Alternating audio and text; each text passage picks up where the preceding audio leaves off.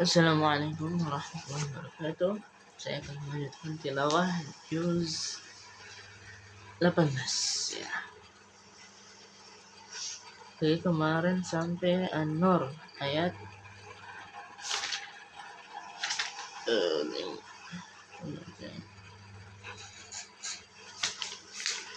ayat 53 dah Ustaz ya.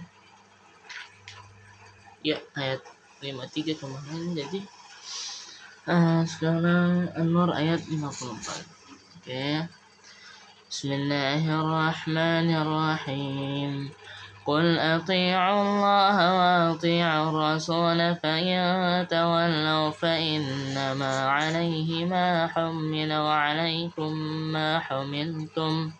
ما حملتم وإن تطيعوا تهتدوا وما على الرسول إلا بلاغ المبين. Sebelum saya melanjutkan, saya mengaku sih kalau suara saya agak sudah bindeng, saya lagi flu juga. Jadi kita lanjut lagi. Bismillahirrahmanirrahim. وعد الله الذين آمنوا منكم وعملوا الصالحات ليستخلفنهم في الأرض كما استخلف الذين من قبلهم وليمكنن لهم دينهم الذي ارتضى لهم وليبدلنهم من بعد خوفهم أمنا يعبدونني لا يشركون بي شيئا ومن كفر بعد ذلك فأولئك هم الفاسقون. وأقيموا الصلاة وآتوا الزكاة وأطيعوا الرسول لعلكم ترحمون. لا تحسبن الذين كفروا معجزين في الأرض ومأواهم النار ولبئس المصير. يا أيها الذين آمنوا ليستأذنكم الذين ملكت أيمانكم والذين لم يبلغوا الحلم منكم 3 مرات من قبل صلاة الفجر وحين تضعون ثيابكم من الظهيرة ومن بعد صلاة العشاء. 3 عورات لكم ليس عليكم ولا عليهم جناح بعدهن طوافون عليكم بعضكم على بعض كذلك يبين الله لكم الآيات والله عليم حكيم. وإذا بلغ الأطفال منكم الحلم فليستأذنوا كما استأذن الذين من قبلهم كذلك يبين الله لكم الآياته والله عليم حكيم. والقواعد من النساء اللاتي لا يرجون نكاحا فليس عليهن جناح أن يضعن ثيابهن غير متبرجات بزينة وأن يستعففن خير لهن والله سميع عليم. ليس على الأعمى حرج ولا على الأعرج حرج ولا على المريض حرج ولا على أنفسكم أن تأكلوا من بيوتكم أو بيوت آبائكم أو بيوت أمهاتكم أو بيوت إخوانكم أو بيوت أخواتكم أو بيوت أعمامكم أو بيوت عماتكم أو بيوت أخوالكم أو بيوت أخوالكم أو بيوت خالاتكم أو ما ملكتم مفاتحه أو صديقكم. ليس عليكم جناح أن تأكلوا جميعا أو أشتاتا فإذا دخلتم بيوتا فسلموا على أنفسكم تحية من عند الله مباركة طيبة كذلك يبين الله لكم الآيات لعلكم تعقلون. إن المؤمنين الذين آمنوا بالله ورسوله وإذا كانوا معه على أمر جامع لم يذهبوا حتى يستأذنوه. إن الذين يستأذنونك أولئك الذين يؤمنون بالله ورسوله، فإذا استأذنوك لبعض شأنهم فأذن لمن شئت منهم واستغفر لهم الله، إن الله غفور رحيم. لا تجعلوا دعاء الرسول بينكم كدعاء بعضكم بعضا، قد يعلم الله الذين يتسللون منكم لواذا، فليحذر الذين يخالفون عن أمره أن تصيبهم فتنة أو يصيبهم عذاب أليم. ألا إن لله ما في السماوات والأرض، قد يعلم ما أنتم عليه، ويوم يرجعون إليه فينبئهم بما عملوا، والله بكل شيء عليم. بسم الله الرحمن الرحيم. تبارك الذي نزل الفرقان على عبده ليكون للعالمين نذيرا الذي له ملك السماوات والأرض ولم يتخذ ولدا ولم يكن له شريك في الملك، وخلق كل شيء فقدره تقديرا.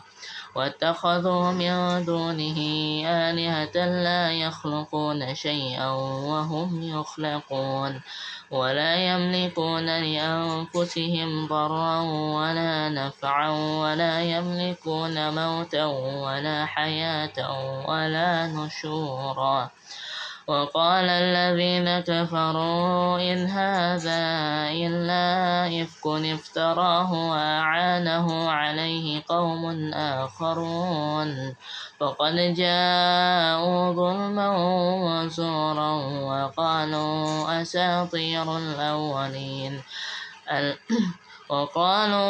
أساطير الأولين اكتتبها فهي تملى عليه بكرة وأصيلا.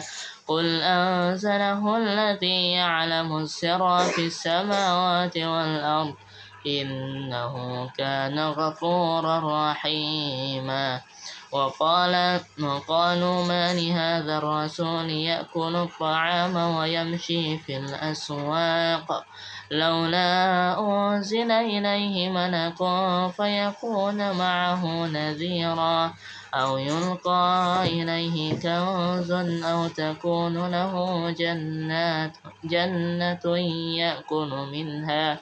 وقال الظالمون إن تتبعوا إلا رجلا مسحورا. انظر كيف ضربوا لك الأمثال فضلوا فلم يستطيعون سبيلا. تبارك الذي إن شاء جعل لك خيرا من ذلك جنات تجري من تحتها الأنهار ويجعل لك قصورا، بل كذبوا بالساعة وأعتدنا لمن كذب بالساعة سعيرا. Sadaqallahul. Kita lanjutkan satu halaman tinggal besok ya. Kita akan lanjut Arba'in An-Nawawiyah dari Imam Nawawi. Ya, Bismillahirrahmanirrahim. Kemarin sampai di hadis ke-7 ya. Sekarang sudah hadis ke-8. Bismillahirrahmanirrahim. An Ibni Umar radhiyallahu anhu wa ardhah أن رسول الله صلى الله عليه وسلم قال umirtu an aqatilan nasa hatta yashhaduna ashhadu an la ilaha illallah wa anna muhammadar rasulullah wa yuqimus salah wa yu'tuz zakah fa idza fa'alu dhalika 'asamu minni dima'ahum wa amwalahum illa bihaqqil islam wa hisabahum 'ala Allah ta'ala. Rawahu Bukhari wa Muslim. Arti literalnya itu an Ibnu Umar, dari Ibnu Umar, anna Rasulullah sallallahu alaihi wasallam qala, bahwa Rasulullah bersabda, umirtu an aqatilan nasa hatta yashhadu an la ilaha illallah. Aku, maksudnya Nabi Muhammad, diperintahkan untuk memerangi orang-orang hingga mereka bersaksi bahwa tiada Tuhan selain Allah. Wa anna Muhammad Rasulullah, dan bahwa Muhammad adalah Rasul atau utusan Allah. Wa yuqimuna shalah, dan mendirikan salat, wa yu'tuz zakah, dan mengeluarkan zakat. Fa idza fa'alu dzalika 'asaw minni dima'ahum wa amwalahum. Apabila mereka melakukan itu, yaitu bersaksi syahadat, yaitu bahwa tiada Tuhan selain Allah dan bahwa Muhammad adalah Rasul Allah, dan mendirikan salat serta mengeluarkan zakat. Ya, kalau mereka melakukan itu, maka mereka telah melindungi wa amwalahum illa, dan maka mereka telah melindungi dariku darah dan harta mereka, illa bihaqqil Islam, kecuali dengan hak Islam. Wa hisabuhum 'ala Allah ta'ala, dan hisab mereka itu tergantung atau diserahkan kepada Allah. Itu arti literalnya. Kita mudah dengan tafsirnya. Itu hadis ini tidak bisa dipahami secara literal saja. Kita harus menalar satu hadis itu dengan hadis lain. Ketika kita memaknai hadis ini, yaitu yang hadis dari Ibnu Umar ini, kita harus melihat bagaimana respon Rasulullah terhadap perintah ini. Itu perintah untuk memerangi al-qatil. Bagaimana ayat Al-Quran menjelaskan perihal ini? Maka ketika kita membaca di sini, yaitu hadis 8, maka terapkan sebagaimana yang dilakukan oleh Rasulullah pada waktu itu. Rasulullah pada waktu itu, ketika sudah ada daulah atau kerajaan Islam, Rasulullah melihat bahwa ada negara lain yang perlu didakwahi. Maka terdapat para ulama yang mensyarahkan dengan menafsirkan aqatila menjadi ajahidu, yang maknanya lebih luas. Dalam hal ini tidak melulu atau tidak selalu dengan perang atau pedang, tapi dengan ilmu logika, akhlak, dan hal yang lain.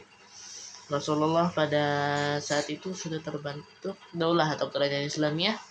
Rasulullah mengirim surat ke beberapa negara yang enggan menerima syahadat atau belum pernah mendengar Islam, dengan mengutus beberapa sahabat dari sahabatnya Nabi. Surat yang biasa dikirim itu berisi beberapa perintah, salah satunya agar mereka syahadat tadi, menerima berbagai kesepakatan, dan semisal mereka enggan atau menolak untuk bersyahadat maka tidak mengapa. Tapi kalau mereka mau masuk Islam, maka kami bersedia menjamin keamanan mereka.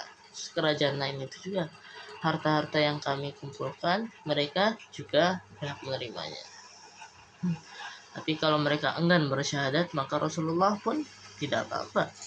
Tapi kita harus membuat kesepakatan agar kalian jangan sampai mengganggu daulah Islamiyah ini, dan kami jangan sampai mengganggu kalian, supaya tidak ada cekcok atau pertempuran.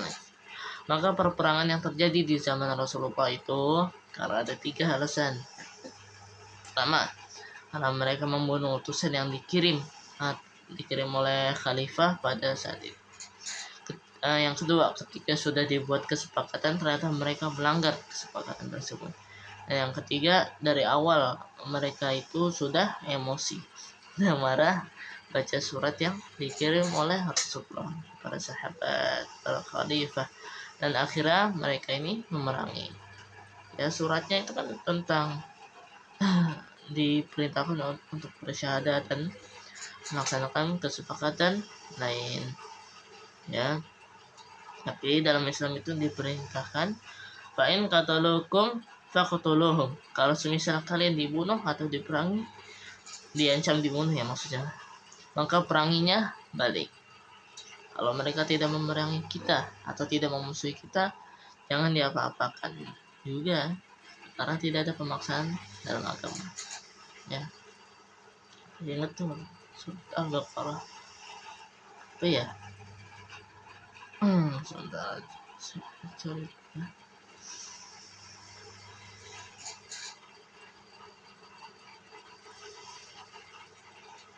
seperti ini.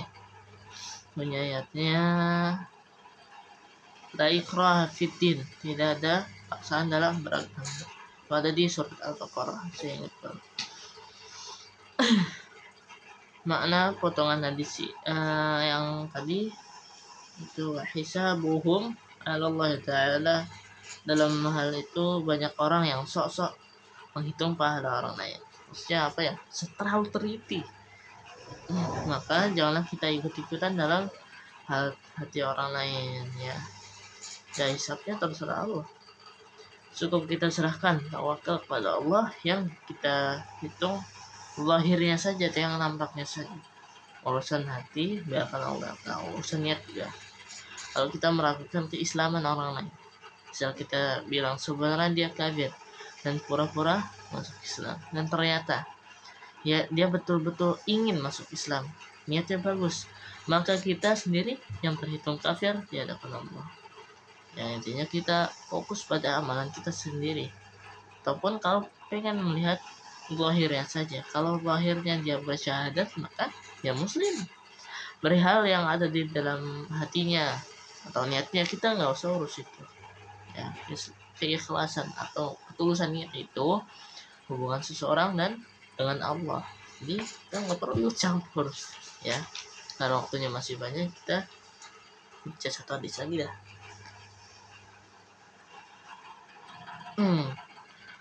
Jadi bismillahirrahmanirrahim, hadis ke-9 ya.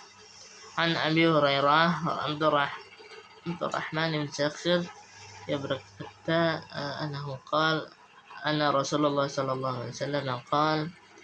Dari ini hadis dari Abu Hurairah.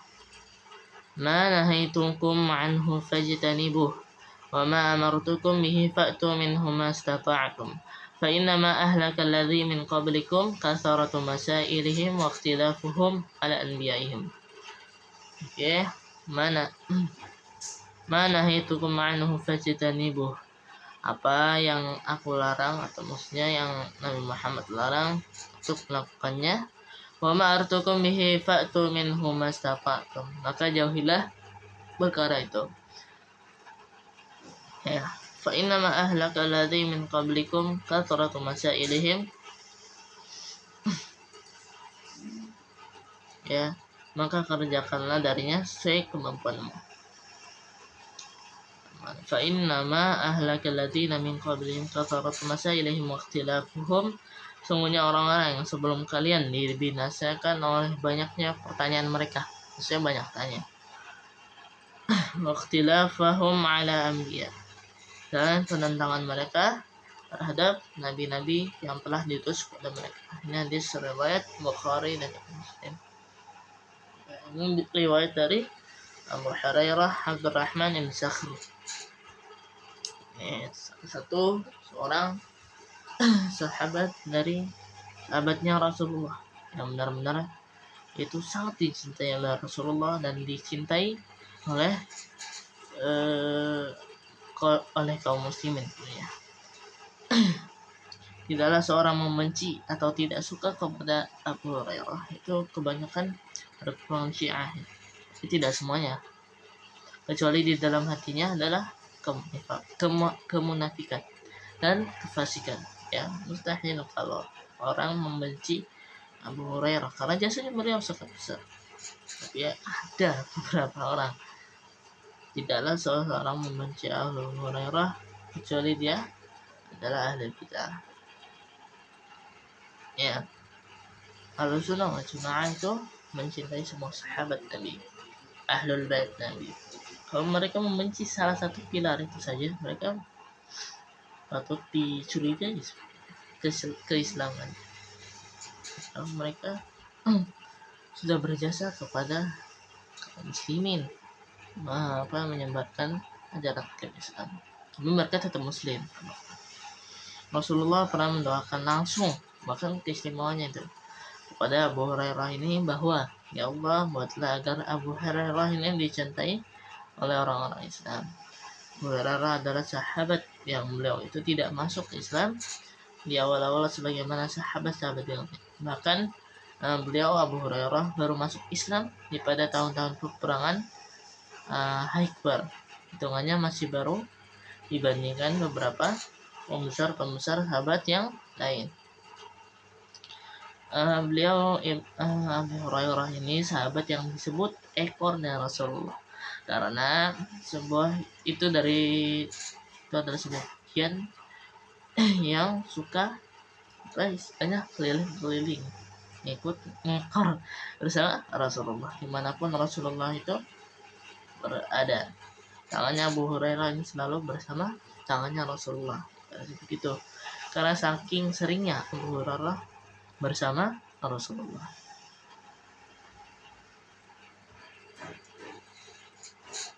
Ya, kilas sedikit ya. Abu Hurairah ini kerjanya atau tugasnya meneliti perbuatan dan ucapan Rasulullah. Maka hadis-hadisnya yang selama kita terima, yang kita dengar, itu rata-rata dari Abu Hurairah. Karena beliau yang paling hafal terhadap ucapannya baginda Nabi Muhammad SAW dibandingkan sahabat-sahabat yang lain. Bukan berarti yang lain jelek hafalannya, bukan, tapi yang paling hafal maksudnya. Bahkan lebih teliti dibanding kebanyakan sahabat yang lain. Karena memang seperti itulah tujuan hidupnya Abu Hurairah. Andai kata hadis sendiri diwariskan Abu Hurairah ini hilang atau Abu Hurairah tidak menjadi Islam, mungkin separuh dari agama Islam itu atau hukum-hukum yang kita terima pada hari ini hilang, karena Abu Hurairah itu menduduki posisi pertama dari kalangan sahabat yang meriwayatkan hadis terbanyak, yaitu 5.374 hadis, melebihi semua sahabat yang lain. Untuk istimewanya Abu Hurairah, yaitu suatu hari ini kisah ya, suatu hari aku membawa kucing dalam kantongku di dalam lengan bajuku. Kemudian Rasulullah melihat ada yang menonjol di lengan baju Abu Hurairah. Kemudian Rasulullah bertanya tentang perihal itu. Jawab oleh Abu Hurairah. Kemudian dijawab oleh Abu Hurairah bahwa ini kucingnya Rasul. Kemudian Rasulullah secara spontan, wahai bapaknya kucing kecil, aku pernah mendengar dari Rasulullah bersabda, apa-apa yang aku larang dari kalian hindarilah. Terlepas dari larangan Rasulullah sifatnya haram ataupun makruh, ketika Rasulullah melarang kita sebagai umat Islam menghindarinya. Dan apapun yang aku perintahkan kepada kalian, maka laksanakanlah. Kemudian sesuai kemampuan kalian juga, walaupun perintahnya tidak sampai wajib, yaitu sunnah, tapi perintahnya sunnah, kita tetap utamanya adalah menjalankannya. Dalam Quran Allah berfirman, hendaknya orang-orang Islam itu ketika setelah mendengar sesuatu ajakan untuk kembali kepada Allah dan Rasulnya, ketika Allah dan Rasulnya sudah berfirman untuk menghukumi kita, untuk memberikan satu konstitusi hukum kepada kita, hendaknya lah orang-orang beriman itu mengucap, kami mendengar dan kami taati. Ya,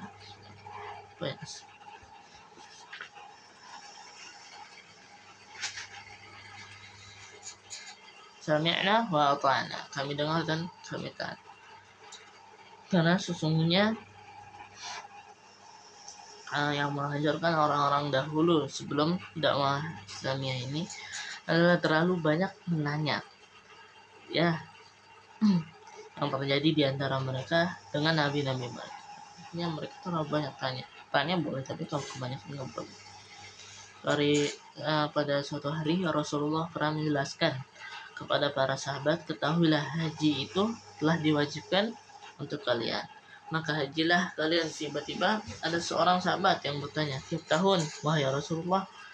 Maka habis itu Rasulullah terdiam sampai akhirnya Rasulullah berkata, tidak usah nanya kalian.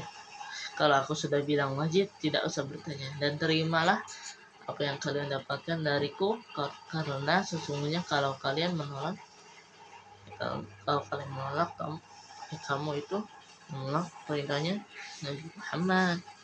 Di Al-Quran ketika Nabi Musa itu berkata, sesungguhnya Allah memerintahkan kalian untuk menyembelih sapi betina mereka. Tiba-tiba ada yang nyeletuklah, kamu mau menjadikan kami sebagai banyak percandaan. Musa coba tanya sapinya, modal apa sapinya seperti ini? Nggak, sapinya bagaimana? Bukan sapinya bagaimana. Dalam Quran Allah berfirman, wahai orang-orang beriman, tidak usah banyak bertanya kalian. Tidak usah terlalu banyak bertanya, di mana ketika kalian bertanya jawabannya akan mengecewakan kalian. Itulah seharusnya dilakukan, itu tidak banyak bertanya. Itulah pribadi seorang muslim. Tapi ini tidak membatasi ruang untuk kritis ya. Tidak membatasi ruang untuk kritis. Sama sekali tidak. Itulah seorang pribadi seorang muslim. Memang wajib bagi kita untuk tidak banyak tanya. Ya, sebagian para ulama mengkategorikan pertanyaan itu seperti hukum syariat, yaitu ada yang wajib, sunnah, mubah, makruh, wa haram. Salah satu di antara pertanyaan haram adalah mempertanyakan kenapa Allah berbuat ini, kenapa Allah membuat itu.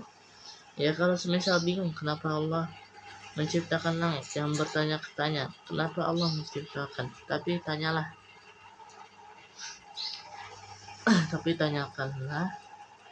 bahwa saya tarik, kalau semisal bingung kira-kira apa ya Allah menciptakan langit, nah, kalian tidak seharusnya bertanya, tapi mentadaburinya sebagai sebuah bentuk kekuasaannya Allah, ya, maha kuasanya Allah itu bukan bertanya-tanya seperti itu. Ya, saya lupa kemarin tidak membaca tawasul aulia yang katanya saya sudah mengertikan, saya lupa kemarin. Ini kita lakukan hari ini dan seterusnya. Bismillahirrahmanirrahim. Ilahi bijahil anbiya wal malaikah wa bil awliya'i jud lana bil ijabati. Ilahi tawasalna bi Qur'an bikal karim tunawwir basarati wa sam'i wa muqalati. Ilahi bijahil anbiya wal malaikah wa bil awliya'i jud lana bil ijabati. Ilahi tawasalna bi Qur'anikal karim tunawwir basarati wa sam'i wa muqalati. Sekali lagi. Ilahi bijahil anbiya wal malaikah wa bil awliya'i jud lana bil ijabati. Ilahi tawasalna bi Qur'anikal karim tunawwir basarati wa sam'i wa muqalati. Sekian dari saya. Assalamualaikum warahmatullahi wabarakatuh.